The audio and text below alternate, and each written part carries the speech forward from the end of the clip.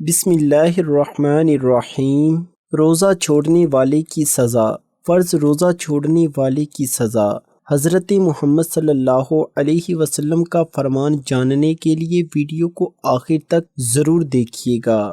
رمضان کا مہینہ وہ ہے جس میں قرآن اتارا گیا، جو لوگوں کے لیے ہدایت ہے اور جس میں رہنمائی کرنے والی اور حق و باطل میں امتیاز کرنے والی واضح نشانیاں ہیں۔ پس تم میں سے جو کوئی اس مہینے کو پالے تو وہ اس کے روزے ضرور رکھے، اور جو کوئی بیمار ہو یا سفر پر ہو تو دوسرے دنوں کے روزوں سے گنتی پوری کرے۔ اللہ تمہارے حق میں آسانی چاہتا ہے اور تمہارے لیے دشواری نہیں چاہتا، اور اس لیے کہ تم گنتی پوری کر سکو، اور اس لیے کہ اس نے تمہیں جو ہدایت فرمائی ہے اس پر اس کی بڑائی بیان کرو، اور اس لیے کہ تم شکر گزار بن جاؤ۔ حضرت ابو ہریرہ رضی اللہ تعالی عنہ سے روایت ہے کہ حضور نبی اکرم صلی اللہ علیہ وسلم نے فرمایا، جب رمضان کا مہینہ آتا ہے تو آسمان کے دروازے کھول دیے جاتے ہیں، جہنم کے دروازے بند کر دیے جاتے ہیں، اور شیاطین کو زنجیروں سے جکڑ دیا جاتا ہے۔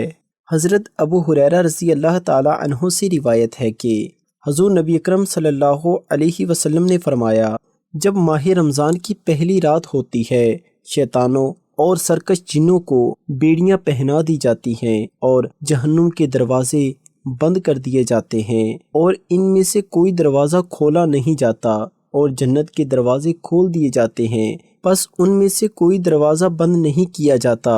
ایک ندا دینے والا پکارتا ہے، اے طالب خیر آگے آ، اے شر کے متلاشی رک جا، اور اللہ تعالیٰ کئی لوگوں کو جہنم سے آزاد کر دیتا ہے۔ ماہ رمضان کی ہر رات یوں ہی ہوتا رہتا ہے۔ اس حدیث کو امام ترمذی اور ابن ماجہ نے روایت کیا ہے۔ حضرت ابو ہریرہ رضی اللہ تعالی عنہ بیان کرتے ہیں کہ رسول اللہ صلی اللہ علیہ وسلم نے فرمایا، 5 نمازیں اور ایک جمعے سے لے کر دوسرا جمعہ پڑھنا، اور ایک رمضان سے دوسرے رمضان کے روزے رکھنا، ان کے درمیان واقع ہونے والے گناہوں کے لیے کفارہ بن جاتے ہیں جب تک کہ انسان کبیرہ گناہ نہ کرے۔ حضرت جابر بن عبداللہ رضی اللہ تعالی عنہما بیان کرتے ہیں کہ رسول اللہ صلی اللہ علیہ وسلم نے فرمایا، میری امت کو ماہ رمضان میں 5 تحفے ملے ہیں جو اس سے پہلے کسی نبی کو نہیں ملے۔ پہلا یہ ہے کہ جب رمضان کی پہلی رات ہوتی ہے تو اللہ تعالیٰ ان کی طرف نظر اتفاق فرماتا ہے، جس پر اس کی نظر رحمت پڑ جائے اسے کبھی عذاب نہیں دے گا۔ دوسرا یہ ہے، شام کے وقت ان کے منہ کی بو اللہ تعالیٰ کو کستوری کی خوشبو سے بھی زیادہ اچھی لگتی ہے۔ تیسرا یہ ہے کہ فرشتے ہر دن اور رات ان کے لیے بخشش کی دعا کرتے رہتے ہیں۔ چوتھا یہ ہے کہ اللہ تعالیٰ اپنی جنت کو حکم دیتا ہے کہ میرے بندوں کے لیے تیاری کر لے اور مزین ہو جا، تاکہ وہ دنیا کی تھکاوٹ سے میرے گھر اور میرے دار رحمت میں پہنچ کر آرام حاصل کریں۔ پانچواں یہ ہے کہ جب رمضان کی آخری رات ہوتی ہے ان سب کو بخش دیا جاتا ہے۔ ایک صحابی نے عرض کیا، کیا یہ شب قدر ہے؟ آپ صلی اللہ علیہ وسلم نے فرمایا، نہیں، کیا تم جانتے نہیں ہو کہ جب مزدور اپنے کام سے فارغ ہو جاتے ہیں تو انہیں پوری مزدوری دے دی جاتی ہے۔ اس حدیث کو امام بہقی نے روایت کیا ہے۔ رمضان المبارک اسلام کے ارکان میں سے ایک رکن ہے جس پر اسلامی امارت قائم ہے۔ اللہ تعالیٰ نے ہمیں یہ بتایا ہے کہ رمضان کے روزے جس طرح پہلی امتوں پر فرض کیے گئے تھے، امت اسلامیہ پر بھی فرض کیے گئے ہیں۔ اس کا ذکر کرتے ہوئے اللہ تعالیٰ نے فرمایا،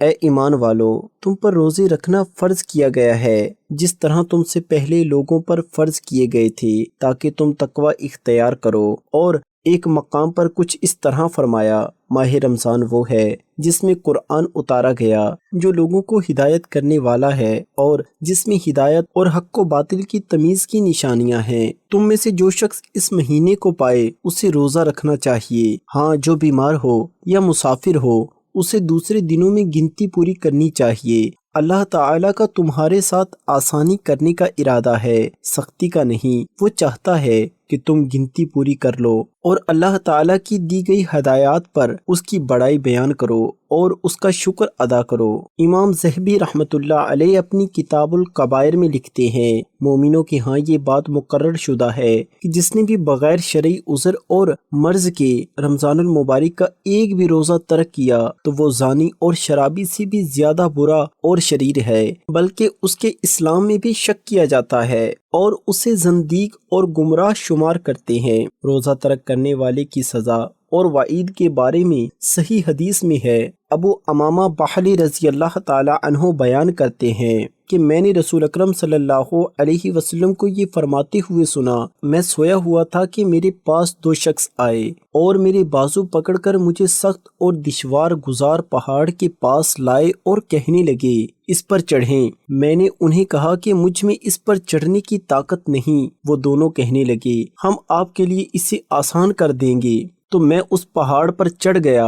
جب اوپر پہنچا تو وہاں شدید قسم کی آوازیں آ رہی تھی۔ میں نے کہا یہ آوازیں کیسی ہیں؟ وہ کہنے لگے یہ جہنمیوں کی آہو بکا ہے۔ پھر وہ مجھے آگے لے گئے جہاں پر کچھ لوگ کونچوں کے بل لٹک رہے تھے اور ان کی باچیں کٹی ہوئی تھی اور ان کی باچوں سے خون بہہ رہا تھا۔ میں نے کہا یہ کون ہیں؟ وہ کہنے لگے یہ وہ لوگ ہیں جو افطاری سے قبل ہی اپنے روزہ افطار کر لیا کرتے تھے۔ بغیر شرعی عذر کے روزہ نہ رکھنا یا رکھ کر توڑ دینا بہت بڑا گناہ ہے۔ اس کی قضا بہر صورت واجب ہے۔ قصداً بلا وجہ روزہ رکھ کر توڑنا اتنا بڑا گناہ ہے۔ بطور کفارہ ایک روزے کے بدلے میں مسلسل 2 ماہ یعنی 60 دن کے روزے رکھنا ضروری ہے، جیسا کہ حدیث نبوی میں مذکور ہے۔ جبکہ بلا عذر شرعی رمضان شریف کا ایک روزہ اگر چھوڑ دیا جائے تو یہ بہت بڑے اجر سے محرومی کا باعث ہے، جس کا ازالہ عمر بھر کے روزے بھی نہیں کر سکتے۔ حضرت ابو ہریرہ رضی اللہ تعالی عنہ روایت کرتے ہیں کہ حضور نبی اکرم صلی اللہ علیہ وسلم نے فرمایا جس نے بغیر شرعی اجازت اور بیماری کے رمضان شریف کا ایک روزہ بھی توڑا اسے عمر بھر کے روزے کفایت نہیں کر سکتے، اگرچہ وہ عمر بھر روزے رکھے۔